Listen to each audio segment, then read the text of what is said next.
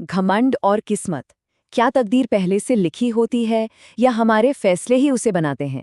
चलिए आज एक ऐसी ही लोक कथा की दुनिया में चलते हैं जहां एक मामूली सी बहस दो राज्यों का भविष्य हमेशा के लिए बदल देती है। ये कहानी न्याय, अहंकार और इस बात की है कि कैसे जिंदगी के छोटे-छोटे पल भी कभी-कभी सबसे बड़े नतीजे लेकर आते हैं। तो आज हम क्या क्या देखने वाले हैं। कहानी की शुरुआत होगी एक राजा के घमंडी दांव से। फिर हम देखेंगे कि कैसे दो किस्मतें बिल्कुल अलग अलग रास्तों पर निकलती हैं और एक लक्कड़हारे को एक राजकुमारी से मिला देती हैं। एक छिपा हुआ खत कहानी में एक जबरदस्त मोड़ लाएगा और आखिर में हम देखेंगे कि किस्मत का पहिया कैसे घूमता है और हाँ, इस कहानी से हमें क्या सीख मिलती है। तो कहानी शुरू होती है एक महल से, एक रात और एक दहाड़ से। सुनने में ये एक बहुत ही छोटी सी बात लगती है ना? लेकिन राजा के अहंकार ने इस छोटी सी बात को एक ऐसी शर्त में बदल दिया जो सब कुछ तबाह करने वाली थी। आधी रात का सन्नाटा और तभी जंगल से एक दहाड़ गूंजती है। राजा के लिए ये एक नर शेर की ताकत का सबूत था, लेकिन रानी अपनी समझ से जानती थी कि नहीं, ये एक शेरनी की पुकार है। बात तो बहुत छोटी सी थी, लेकिन इस पर दो दुनियाएं टिकी थी। जैसे ही राजा की बात को चुनौती मिली, उसके अहंकार को ठेस पहुंच गई। अब ये बहस सिर्फ शेर या शेरनी की नहीं रही, बल्कि राजा की इज्जत की बन गई और उसने एक ऐसी शर्त रख दी जिसकी कोई माफी नहीं थी। जो भी गलत साबित हुआ, उसे हमेशा हमेशा के लिए महल छोड़कर जाना होगा। रानी को पता था कि वो सही है, लेकिन उसने राजा के सम्मान को अपने न्याय से भी ऊपर रखा। सोचिए, वो गर्भवती थी, फिर भी उसने अपने भविष्य की कुर्बानी दे दी। पहरेदारों से झूठ बोलने को कहा ताकि राजा की इज्जत बच जाए और चुपचाप देश निकाला स्वीकार कर लिया। और यही वो फैसला था जिसने आने वाले कई सालों की कहानी लिख दी। तो एक तरफ जंगल में एक किस्मत पल रही थी जहां रानी अपने बेटे को पाल रही थी, और ठीक उसी वक्त पास के ही एक दूसरे राज्य में एक और शाही कहानी जन्म ले रही थी। ये कहानी थी एक दूसरे घमंडी राजा और उसकी बेटियों की। उस राजकुमार का जन्म महलों में नहीं, बल्कि जंगल की एक झोपड़ी में हुआ। उसका बचपन अकेलेपन में गुजरा और जब वो सिर्फ 14 साल का था तो सांप के काटने से उसकी माँ भी चल बसी और वो पूरी तरह से अनाथ हो गया। पेट पालने की मजबूरी ने उसे एक मामूली लकड़हारा बना दिया। उसे जरा भी अंदाजा नहीं था कि उसकी नसों में शाही खून दौड़ रहा है। उधर दूसरे राज्य में राजा ने अपनी बेटियों से एक सवाल पूछा, तुम सब किसकी किस्मत से जीती हो? बड़ी बेटियों ने तुरंत चापलूसी की, आपकी किस्मत से पिताजी। लेकिन सबसे छोटी बेटी, जो बहुत आत्मविश्वासी थी, उसने जवाब दिया, मैं अपनी किस्मत से जीती हूं। बस यही जवाब राजा के अहंकार पर बिजली बनकर गिरा। और यहीं पर एक गुस्सैल राजा के गुस्से की वजह से ये दो अलग अलग रास्ते अब टकराने वाले थे। एक लक्कड़हारा और एक राजकुमारी, दोनों अपनी अपनी जगह से निकाले हुए। किस्मत अब उन्हें एक साथ लाने वाली थी। हमारा राजकुमार, जो अब एक लकड़हारा था, उसे दुनियादारी की कोई समझ नहीं थी।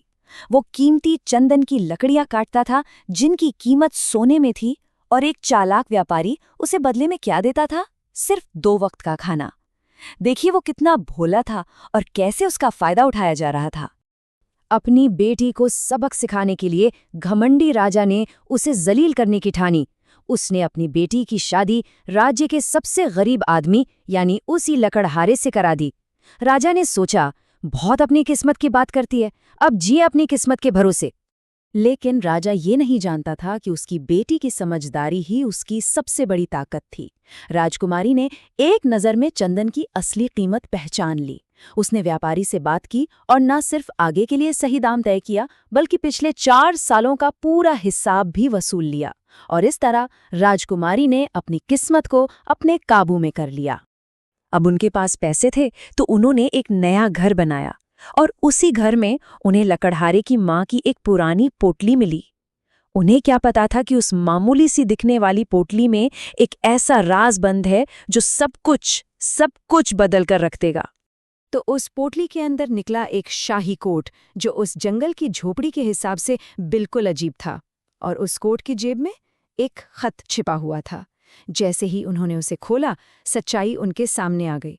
वो लकड़हारा कोई आम इंसान नहीं था, बल्कि वो तेजगढ़ के महान राजा वीरेंद्र प्रताप का खोया हुआ बेटा था, एक राजकुमार।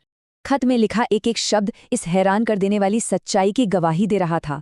वो लक्कड़हारा, जिसने सिर्फ गरीबी और अकेलापन दिखा था, असल में एक बहुत बड़े राज्य का वारिस था।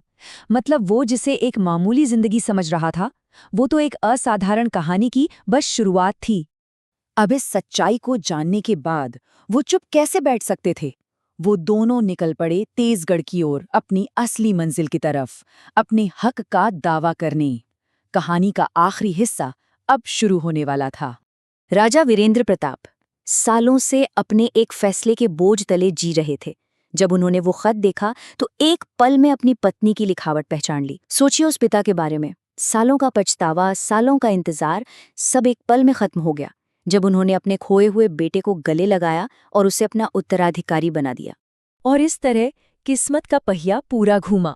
जो लक्कड़हारा था वो राजा बना, जिसे घर से निकाला गया था वो रानी बनी, और वो घमंडी राजा जिसने अपनी बेटी को निकाला था, वो अपना सब कुछ खोकर उसी राज्य में एक मामूली टोकरी बेचने वाला बन गया। इसे ही शायद कर्मों का हिसाब कहते हैं।